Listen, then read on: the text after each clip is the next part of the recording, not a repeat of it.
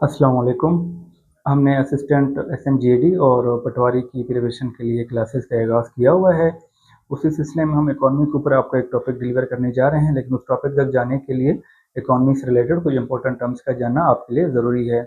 तो आज उसी का पार्ट 3, इसी क्लास का पार्ट 3 तीसरा लेक्चर है, जिसमें हम कुछ मज़ीद इकॉनमी की टर्म्स पढ़ने जा रहे हैं, जिसमें हमारे पास पहले टर्म है नेशनलाइजेशन यानी कौमियाना, यानी किसी इंडस्ट्री या कंपनी को कौमी तहवील में ले लेना। When the government takes control of a private company or business and makes it government owned and government run, यानी गवर्नमेंट जब किसी इंडस्ट्री को, किसी कंपनी को या किसी बिजनेस को ऑन कर लेती है, उसको का एडमिनिस्ट्रेटिव कंट्रोल अपने अंडर ले लेती है और उसको रन करती है और उससे प्रॉफिट अर्न करती है, उसे नेशनलाइजेशन कहा जाता है। जैसे कि जुल्फ़िकार अली भुट्टो के दौर में 1972-1973 में बहुत सारी इंडस्ट्रीज को और बैंक्स को नेशनलाइज किया गया था। इसी तरह एक और हमारे पास टॉपिक है जिसे हम सोशलिज्म कहते हैं, जिसका उर्दू मतलब है इश्तराकियत। Socialism is the system where the government owns and controls major industries and resources so that wealth is shared more equally among the people. यानी कि सोशलिज्म एक ऐसा सिस्टम है जिसमें गवर्नमेंट क्या करती है, ओन करती है और कंट्रोल करती है मेजर इंडस्ट्रीज को और रिसोर्सेज को, ताकि जो वेल्थ है वो चंद एक लोगों के हाथ में ना रहे, बल्कि वो तमाम लोगों तक बराबर तरीके से पहुंच सके और उससे जो प्रॉफिट अर्न हो, उस रिसोर्स से या उस इंडस्ट्री से जो प्रॉफिट अर्न हो वो गवर्नमेंट की मिल्कियत हो। और गवर्नमेंट क्या होती है, उन रिसोर्सेज, गवर्नमेंट यानी कि पीपल उन रिसोर्सेज को और इंडस्ट्री के मालिक होते हैं, ना कि सिर्फ चंद लोग उसके मालिक होते हैं। वो जो से प्रॉफिट अर्न करती है वो लोगों की वेल बींग के ऊपर खर्च करती है, जैसे उनकी एजुकेशन के ऊपर, उनकी हेल्थ फैसिलिटीज के ऊपर और रिसर्च एंड डेवलपमेंट के ऊपर। इसी तरह उसके अपोजिट हमारे पास एक निज़ाम है जिसे हम कैपिटलिज्म कहते हैं, जैसे उर्दू में सरमायादाराना निज़ाम कहा जाता है। Capitalism is a system where the people और private company controls major industries and resources and the wealth is concentrated among some people. Capitalism socialism के बिल्कुल उलट है।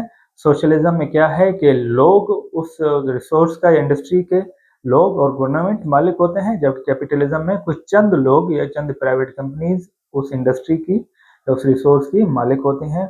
कैपिटलिज्म में जो प्रॉफिट होता है वो भी चंद लोगों को होता है, जबकि सोशलिज्म में प्रॉफिट इक्वली सब पे डिस्ट्रीब्यूट किया जाता है, चंद लोगों के ऊपर नहीं होता।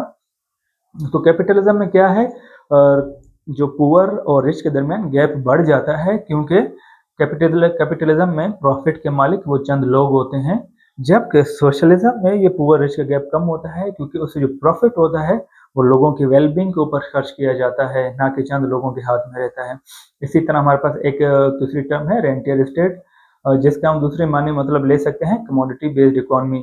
कमोडिटी बेस्ड इकोनॉमी हम कल पढ़ चुके हैं, ऐसी इकोनॉमी जो कि रॉ मटेरियल की एक्सपोर्ट के ऊपर चलती हो, यानी रॉ मटेरियल एक्सपोर्ट करके नॉन प्रोडक्शन जो आइटम है, जो प्रोडक्शन जो उनकी मैन्युफैक्चर नहीं की जा सकती, सिर्फ उनका रॉ मटेरियल एक्सपोर्ट करके इकोनॉमी रन की जाती है, उनके ऊपर चलती है, तो उसे कमोडिटी बेस्ड इकोनॉमी कहते हैं। उसी के एक किस्म है रेंटियर स्टेट, यानी the country that earns most of its money from selling its natural resources like oil gas to other countries instead of relying taxes from its people and increasing export of manufactured products।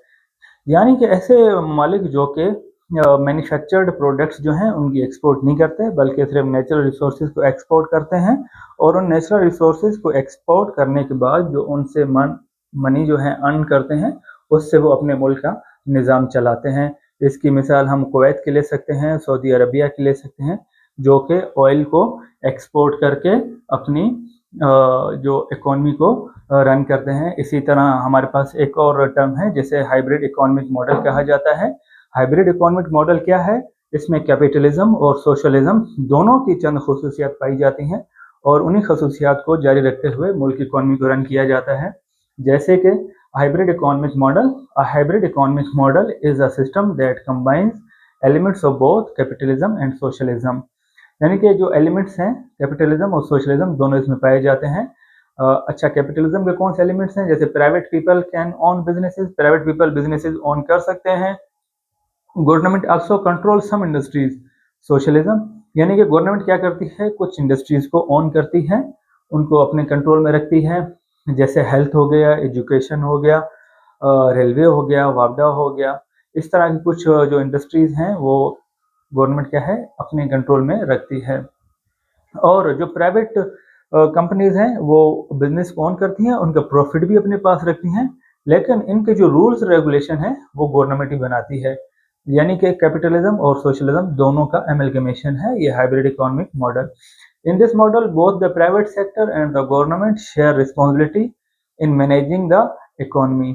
इसमें क्या है, economy को run करने के लिए, economy को manage करने के लिए रिस्पॉन्सिबिलिटी दोनों प्राइवेट सेक्टर और गवर्नमेंट शेयर करते हैं आपस में। It tries to balance economic freedom with government regulation and social welfare. यानी कि गवर्नमेंट क्या करती है, इसमें प्राइवेट सेक्टर को फ्रीडम देती है इकोनॉमी की, वो कि अपनी इकोनॉमी को जनरेट करें, मनी जनरेट करें, एक्सपोर्ट बढ़ाएं। और गवर्नमेंट क्या करती है, इनके लिए रूल्स रेगुलेशन बनाती है ताकि लोगों की वेलबींग के ऊपर भी खर्च हो सके। उनसे टैक्स कलेक्शन करती है जो कि टैक्स कलेक्ट करके लोगों की वेलबींग के ऊपर उसका खर्च किया जाता है। Pakistan uses hybrid economic model. Pakistan, India ये क्या करते हैं, हाइब्रिड इकोनॉमिक मॉडल यूज करते हैं।